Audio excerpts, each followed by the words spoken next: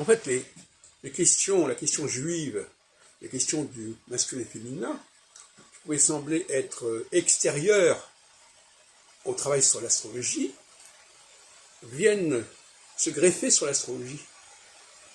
L'équinoxialité renvoie au féminin, qui va quelque part chasser le masculin, et la solsticialité renvoie au masculin, incarné particulièrement dans le cadre de l'ancienne alliance par les juifs, et les juifs en phase solsticiale vont monter, et en phase équinoxiale, ils vont être rejetés. Le cas le plus classique, c'est évidemment la Shoah en pleine période équinoxiale. Mais c'est aussi en 67-68 la menace égyptienne de destruction d'Israël qui a provoqué la guerre des 6 jours, également en phase équinoxiale. Donc on voit ces deux phénomènes, les femmes et les hommes, alors évidemment, et les juifs, évidemment, qui n'ont pas du tout la même démographie.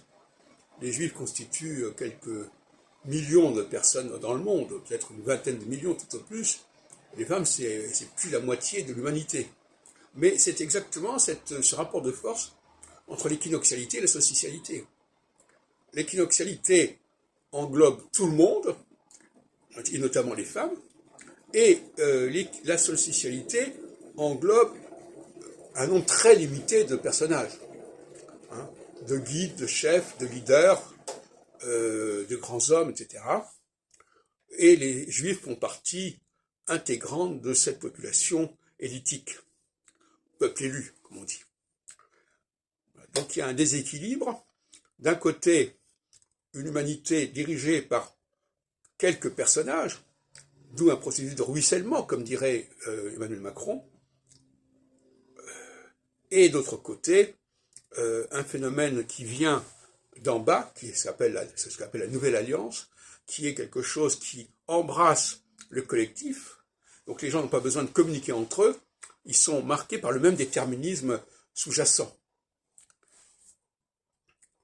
Et là, nous sommes en train de passer, en cette phase multable de la solsticialité, nous sommes en train de passer vers l'équinoxialité, et on voit déjà, à plus d'un titre, beaucoup d'éléments féminins se manifester, j'en ai parlé l'autre jour, et une volonté également d'évacuer plus ou moins un certain nombre de personnages masculins, ce qui paraît assez évident avec les scandales concernant certains personnages qui ont fait certaines choses, sans parler de la montée en puissance, notamment en Italie, de cette femme qui est chargée probablement de constituer le gouvernement et qui va probablement être la nouvelle première ministre.